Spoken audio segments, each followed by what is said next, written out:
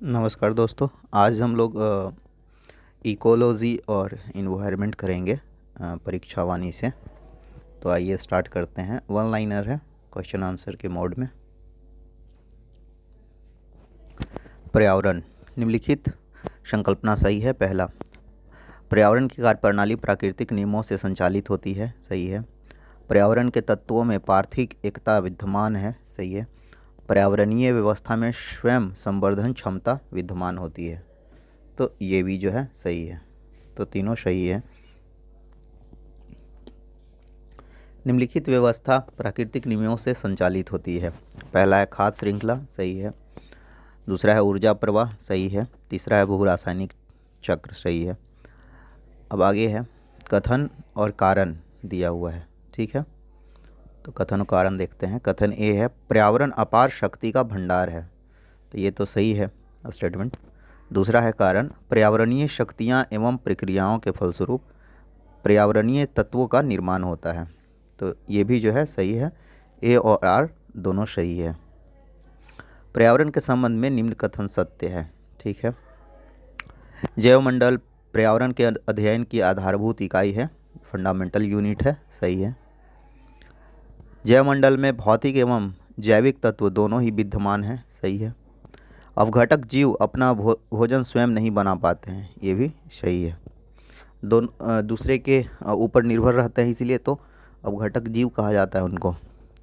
तो तीनों सही है। जीवों के पारिस्थितिक कारकों का योग पर्यावरण है। यह कथन किसका है? तो पूछ रहा है, मैं कलर चेंज कर लेता हूँ। पूछ रहा है कि कलर चेंज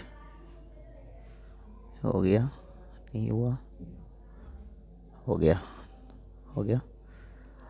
तो यहाँ पे पूछ रहा है कि जीवों के पारिस्थितिक कार्यों का जो योग है, योग जो है पर्यावरण है। ये कथन किसका है? तो ये कथन है ए फिटिंग का। किसका है? ए फिटिंग का। ठीक है। मिट्टियाँ, बस्तियाँ, खनिज तथा भूमि में से कौन भौतिक पर्यावरण का तत्व नहीं है? भौतिक पर्यावरण का, तो बस्तियाँ जो है भौतिक पर्यावरण का तत्व नहीं है। मिट्टी का, खनिज का और भूमि का अध्ययन करते हैं। बस्तियों के लिए ये जो है ये भौतिक पर्यावरण में नहीं आएगा। सतत व अस्थायी विकास किस प्रकार की अवधारणा से संबंध रखता है? नवनियतिवाद अवधारणा से। सतत और अस्थायी विकास जो बोलते हैं कि सस्टेनेबल डेवलपमेंट, तो वो अवधारणा जो है, कॉन्सेप्ट जो है वो किससे संबंधित है? तो नवनियतिवाद अवधारणा से। पर्यावरण एक अविभाज्य समष्टि है जिसकी रचना होती है तो है भौतिक, जैविक और सांस्कृतिक तत्वों वाले पारस्परिक क्रियाशील तंत्रों से। ठीक है। वर्तमान समय में वन्य क्षेत्र उसे कहा जा सकता है जहाँ प्रकृति में मानव क्रियाओं द्वारा परिवर्तन हुआ है। तो वन्य क्षेत्र किसे कहा जाता है? तो जहाँ पर मानव जो है 50% से कम परिवर्तन किया है उसको जो है वन्य क्षेत्र कहा जा सकता है। पर्यावरणीय निश्चयवाद के प्रतिपादक कौन थे? तो इनका नाम था कार्ल रीटर। पर्यावरण से अभिप्राय है भूमि, जल, वायु, पौधा एवं पशुओं की प्राकृतिक दुनिया जो इनके चारों ओर अस्तित्व में है। प्राकृतिक दुनिया उन संपूर्ण दशाओं का योग जो व्यक्ति को एक समय बिंदु पर घेरे हुए होती है। सही है। भौतिक, जैविकीय एवं सांस्कृतिक तत्वों की अंतः क्रियात्मक व्यवस्था जो अंत संबंधित होते हैं। ये भी सही है। संयुक्त राष्ट्र संघ ने वर्ष 2002 में किसका अंतर्राष्ट्रीय वर्ष घोषित किया था? तो ये जो है इसका है सतत विकास का। इस बार बिहार का दरोगा का एग्ज़ाम में यहाँ से क्वेश्चन आया था कि जो सतत विकास जो घोषित हुआ था जो 2002 में, उसकी सम्मेलन कहाँ हुई थी? तो वो है जोहान्सबर्ग में। ठीक है। जोहान्सबर्ग है ये दक्षिण अफ्रीका में है वहाँ। तो यहाँ से भी ये क्वेश्चन बिहार दारोगा में भी पूछा गया था। अभी जो एग्ज़ाम हुआ है 26 दिसंबर 2021 को। आदि मानव की भौतिक पर्यावरण की कार्यात्मकता में भूमिका किस प्रकार की थी? तो ये था प्राप्तकर्ता तथा दाता का भूमिका। कौन सा मानव पर्यावरण का विध्वंसक माना जाता है? प्रौद्योगिकी मानव, मतलब जो प्रौद्योगिकी का मतलब समझ ही रहे हैं, तो वो मानव जो है पर्यावरण का विध्वंसक माना जाता है। जो टेक्नोलॉजी से जुड़ा हुआ जो मानव है, टेक्नोलॉजी का हिंदी में होता है प्रौद्योगिकी।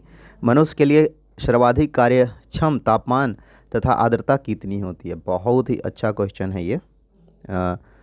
25 डिग्री सेंटीग्रेड तापमान और 60% आर्द्रता। तो जो भी बड़ा जो ऑफिस वगैरह जो निर्माण किया जाता है एमएनसीज वगैरह का, या फिर बड़े बड़े कंपनियों का, तो उनका ध्यान रखा जाता है कि जो ऑफिस का जो टेम्परेचर हो वो 25 डिग्री सेंटीग्रेड हो, और ह्यूमिडिटी जो हो, ह्यूमिडिटी होता है मतलब कि जो एयर में जो वाटर का जो मौजूद होना है, हवा में जो पानी का जो मिक्सचर है, ठीक है, तो उसको ह्यूमिडिटी बोलते हैं। तो वो 60% तक ही रहे, उससे ज़्यादा ना रहे। तो इस टेम्परेचर पे अगर मानव रहेगा तो उसका जो इफ़िशियंसी है, जो दक्षता है, वो बढ़ जाता है। पर्यावरणीय समस्याओं का प्रादुर्भाव कब से प्रारंभ हुआ? तो औद्योगिक क्रांति एवं आर्थिक निश्चयवाद से, ठीक है। औद्योगिक क्रांति आप जानते हैं इंग्लैंड से शुरू हुआ था, तो उस समय से ही पर्यावरणीय जो है चीज़ें सामने आने लगी। अब यहाँ पे है एक टॉपिक, ध्यान दें। राजीव गांधी के नेतृत्व में पर्यावरण एवं वन मंत्रालय का सृजन 17 सितंबर 1985 को हुआ। इसके पहले पर्यावरण और वन मंत्रालय नहीं था। पर्यावरण संरक्षण अधिनियम, हालांकि पर्यावरण के दिशा में कार्य हो रहे थे, ठीक है ना, वन्य जीव जो है रक्षा के लिए एक्ट वगैरह भी आ गया था, लेकिन पर्यावरण मंत्रालय नहीं था। ये 17 सितंबर 1985 को हुआ। पर्यावरण संरक्षण अधिनियम 1986 ईस्वी में पारित किया गया। देखिए ये है 1986 में, लेकिन वन्य जीव संरक्षण अधिनियम आएगा तो 1973 में होगा। तो दोनों में डिफरेंस है। वन्य जीव संरक्षण होगा तो 1973 में होगा, लेकिन पर्यावरण संरक्षण होगा कंजर्वेशन ऑफ इन्वायरमेंट, तो ये एक्ट है जो 1986 में आया था। इंदिरा गांधी द्वारा 1972 में, 1973 नहीं, 1972 में वन जीव संरक्षण अधिनियम 1972 विश्व की सबसे बड़ी वन जीव परियोजना प्रारंभ की गई थी, ठीक है। आगे चलते हैं। राजीव गांधी ने अपने शासनकाल में गंगा कार्य योजना GAP 1985 में शुरू किया गया था। जैसे अभी नमामि गंगे चल रहा है, वैसे ही गैप जो है गंगा कार्य परियोजना, गंगा एक्शन प्लान 1985 में शुरू हुआ था राजीव गांधी के द्वारा। राष्ट्रीय हरित न्यायाधिकरण अधिनियम, यह भी बहुत सारे एग्ज़ाम में पूछा हुआ है, हाल का एग्ज़ाम में, तो ये बहुत ही VVI क्वेश्चन हो जाता है, तो इसको जो है याद रखना है हमेशा। तो जो नेशनल ग्रीन ट्रिब्यूनल बोलते हैं इसको, NGT, ठीक है। तो ये जो है एक्ट कब पारित हुआ था? तो 2010 में पारित किया गया था। प्रथम बार चौथी पंचवर्षीय योजना के दौरान पर्यावरण को विकास के साथ जोड़ा गया है। तो चौथी पंचवर्षीय योजना जो हुआ था उसमें पर्यावरण को जो है विकास के साथ जोड़ा गया था प्रथम बार। तो ये भी क्वेश्चन बहुत इम्पॉर्टेंट है। ये क्वेश्चंस जो हैं सारे ये पूछे गए हैं PCS में, तो इसीलिए ये कलेक्शंस है क्वेश्चन का पिछला 30 साल का। मैं इसको थोड़ा ऐसे कर देता हूँ बड़ा, ठीक है, अब ठीक है। आगे है, भूमिगत जल के दोहन के कारण संसार का कौन सा शहर सर्वाधिक प्रभावित हुआ है? ठीक है, तो बुकलिन जो है वो अंडरग्राउंड वाटर के कारण सबसे ज़्यादा प्रभावित हुआ है। बुकलिन जो है अमेरिका में है। क्लोरोफ्लोरोकार्बन के बाद ओजोन स्तर का दूसरा प्रमुख विध्वंसक कौन सा यौगिक है? तो नाइट्रोजन ऑक्साइड है और नाइट्रस ऑक्साइड है CFC के बाद में। ये जो है ओजोन स्तर का जो है विध्वंस करता है, क्षरण करता है, HFC CFC जो है।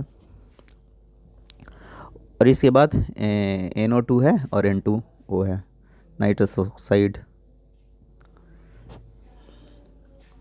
ओजोन परत के क्षरण का पता सर्वप्रथम किसने लगाया था? तो जोसेफ फारमैन 1985 में इसका पता चला था, और इसे जो जुड़ा हुआ है वो है मॉन्ट्रियल प्रोटोकॉल और किगाली जो सम्मेलन हुआ है 2016 में, ये दोनों मॉन्ट्रियल प्रोटोकॉल से जुड़ा हुआ है। 1987 में हुआ था, इसमें दिया भी होगा, अगर हम लोग आगे देखेंगे तो देखते हैं इसमें दिया है कि नहीं। अंतर्राष्ट्रीय हाइड्रोलॉजिकल दशक मनाया गया था, हाइड्रोलॉजिकल, ठीक है ना, 1965 से 1974 के बीच में, ठीक है। हाइड्रोलॉजिकल मतलब है कोई वाटर वगैरह से जुड़ा हुआ होगा या तरल पदार्थ के जो है खोज वगैरह से जुड़ा हुआ होगा। हिमालय के सहारे बसे तथा फैले हुए भारतीय नगरों में भूमिवाह एवं भूस्खलन, अर्थ फ्लो एंड लैंडस्लाइड का प्रमुख कारण है। क्या है? मनुष्य के क्रियाओं द्वारा पहाड़ी ढाल के ऊपरी भाग में समस्थिति की दशा की विक्षुब्धता एवं ढाल विनाश। कहने का मतलब है कि जो स्लोप था उसको आप डिस्ट्रक्ट करेंगे तो जाहिर सी बात है कि जो भूस्खलन होगा उसमें जो है तेज़ी आएगा, भूस्खलन ज़्यादा होगा। धारणीय एवं अस्थायी विकास, ये भी फिर सस्टेनेबल डेवलपमेंट की बात हो रही है कि इसका जो कॉन्सेप्ट है, अवधारणा है कि सर्वप्रथम प्रतिपादक कौन थे, तो इसका है ब्रंटलैंड। ये बहुत ही इम्पोर्टेंट सवाल है क्योंकि सस्टेनेबल डेवलपमेंट पे जो सस्टेनेबल डेवलपमेंट गोल हो यूएन का, जिसमें 17 विषय हैं और सस्टेनेबल डेवलपमेंट से जुड़े हुए जितने भी मुद्दे हैं वो अभी पूरा प्रासंगिक है, रेलेवेंस है अभी के दौर में। तो याद रखना है इस हिसाब से कि जो सस्टेनेबल डेवलपमेंट है, सस्टेनेबल डेवलपमेंट का मतलब होता है कि हम ऐसा विकास करें जिसमें कि भविष्य के लिए जो है, कि कब के लिए, जो फ्यूचर के लिए जो है संसाधन बचा के रखें, ठीक है। तो सस्टेनेबल डेवलपमेंट उसी को कहा जाता है कि फ्यूचर के पर्सपेक्टिव में हमारा विकास हो, ऐसा नहीं कि सब तहस नहस कर दें। और सस्टेनेबल डेवलपमेंट में ही आता है पर्यावरण का संरक्षण वगैरह भी होना चाहिए।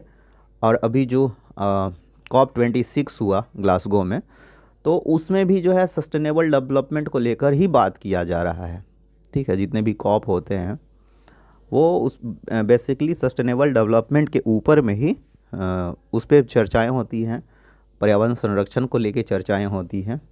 तो ये बहुत ही महत्वपूर्ण है। इसमें जो है रीन्यूएबल एनर्जी वगैरह जो है इसमें उसके विकास के लिए भी बातें होती हैं। अस्थायी विकास, सस्टेनेबल डेवलपमेंट शब्द का पहली बार प्रयोग किसने किया था?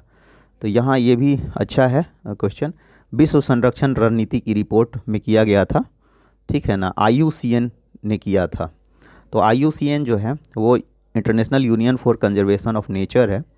ये बहुत सारा लिस्ट जारी करता है जिसमें रेड, बहुत जानते होंगे आप लोग भी, रेड जो लिस्ट है, रेड डेटा लिस्ट, उसको भी जारी करता है कि कौन सा जो जंतु है उसकी संख्या किस स्थिति में है, वो वल्नरेबल है या फिर वो किस तरह का स्थिति में है, ख़त्म होने, एक्सटिंक्ट होने हो गया है, वल्नरेबल है या फिर डेंजर जोन में है। तो ये चीज़ें जो है IUCN जारी करता है। तो इसी ने सस्टेनेबल डेवलपमेंट का पहली बार जो है यूज किया था शब्द का। द्वितीय पृथ्वी सम्मेलन, देखिए 2002 आ गया, यही क्वेश्चन पूछा गया था अभी बिहार दारोगा में। द्वितीय पृथ्वी सम्मेलन की संज्ञा किस सम्मेलन की को प्रदान की गई है? तो जोहान्सबर्ग सम्मेलन को 2002 ईस्वी में हुआ था। धारणीय विकास के मुख्य 5 क्षेत्र कौन से हैं? जल क्षेत्र, स्वास्थ्य, कृषि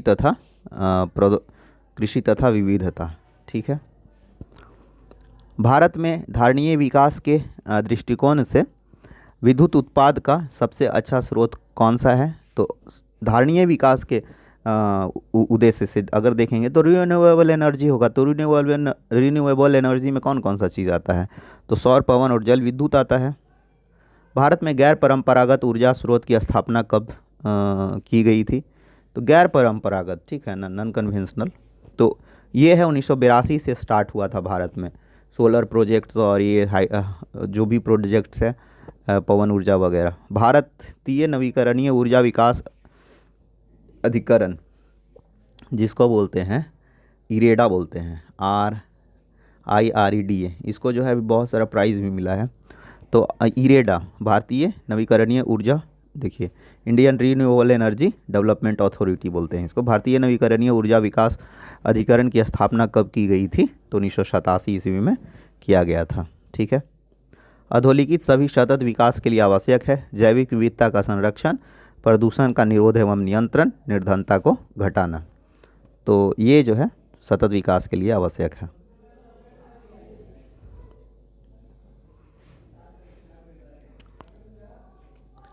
धारणीय विकास किसके उपयोग के संदर्भ में अंतर पीढ़ीगत संवेदनशीलता का विषय है? ठीक है, तो प्राकृतिक संसाधन के विषय में जो है संवेदनशील है ये। धारणीय विकास गरीबी कम करना, वातानुकूलन तथा कागज़ के थैले का प्रयोग में से किस एक का संबंध पर्यावरणीय सुरक्षा से नहीं है? तो गरीबी कम करना जो है वो पर्यावरणीय सुरक्षा से तो नहीं है कहीं से भी। अब इसमें है पारिस्थितिकी एवं पारिस्थितिकी तंत्र। ठीक है, इकोलॉजी एवं इकोसिस्टम। सिंघाड़ा, हाइड्रीला, जलकुंभी तथा नागफनी में से कौन सरोवर या झील में तेजी से वृद्धि करता है? पूछ रहा है कि सबसे तेजी से वृद्धि कौन करता है? तो जलकुंभी जो है सबसे तेजी से वृद्धि करता है। अब है वनों के पेड़ों के छालों में उगे मिलते हैं। पेड़ के छाल में क्या मिलता है? तो लाइकेन का बहुत यूज़ है। लिटमस पेपर वगैरह में भी लाइकेन का ही यूज़ किया जाता है। हैदराबाद में स्थित हुसैन सागर झील लेमना, हाइड्रील, मगरमच्छ तथा जलकुंभी में से किसकी वृद्धि से नष्ट हुई है? तो जलकुंभी के वृद्धि से नष्ट हुआ है। मरुस्थल में उगने वाले पौधे कहलाते हैं जीरोफाइट कहलाते हैं। पादप वृद्धि हेतु सबसे उपयुक्त मिट्टी है दोमट मिट्टी है। प्रकाश, वर्षा, मृदा तथा मृदा जल में कौन सा कारक किसी स्थान की वनस्पति निर्धारण करता है? तो वर्षा जो है वनस्पति का निर्धारण करता है। तो ये ध्यान देने वाली बात है। देखिए यहाँ एक क्वेश्चन जो आया था जीरोफाइट, यह भी महत्वपूर्ण है, ये भी पूछा जाता है एग्ज़ाम्स वगैरह में। मरुस्थल में उगने वाले पौधे क्या कहलाते हैं? तो जीरोफाइट। और पादप वृद्धि के लिए सबसे उपयुक्त मिट्टी है दोमट मिट्टी, जलोढ़ नहीं, दोमट।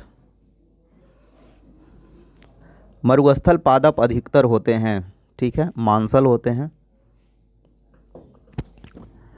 घास स्थलीय परितंत्र में जीव संख्या का पिरामिड कैसा होता है? सीधा होता है। परितंत्र में ऊर्जा का पिरामिड होता है सदैव सीधा। एक तालाब के परितंत्र में जीव भार का पिरामिड होता है उल्टा। घास स्थलीय तथा वन परितंत्र में जीव भार का पिरामिड होता है सदैव सीधा। तो आपने देखा होगा कि इस तरीके से जो है पिरामिड बनाया जाता है। ठीक है, उसमें अलग अलग जो है बॉक्स में अलग अलग रखा जाता है, ऊपर से नीचे, नीचे से ऊपर। खाद्य जाल में ऊर्जा का प्रवाह होता है एक दिशीय। ठीक है, एक खाद्य जाल से भी अभी क्वेश्चन आया था, दारोगा में ही आया था खाद्य जाल से क्वेश्चन। तो एक दिशीय होता है। एक खाद्य स्तर के दूसरे खाद्य स्तर में जाने पर ऊर्जा का कितने प्रतिशत ह्रास होता है?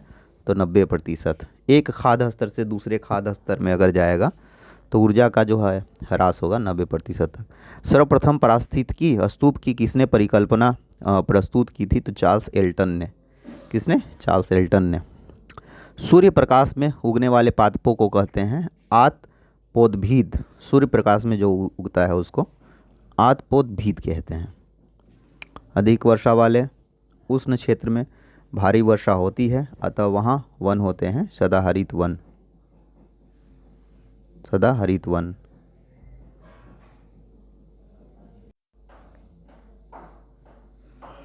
आगे क्वेश्चन है, इकोलॉजी शब्द का प्रयोग सर्वप्रथम किसने किया था? तो अर्नस्ट हेकल ने किया है। ठीक है।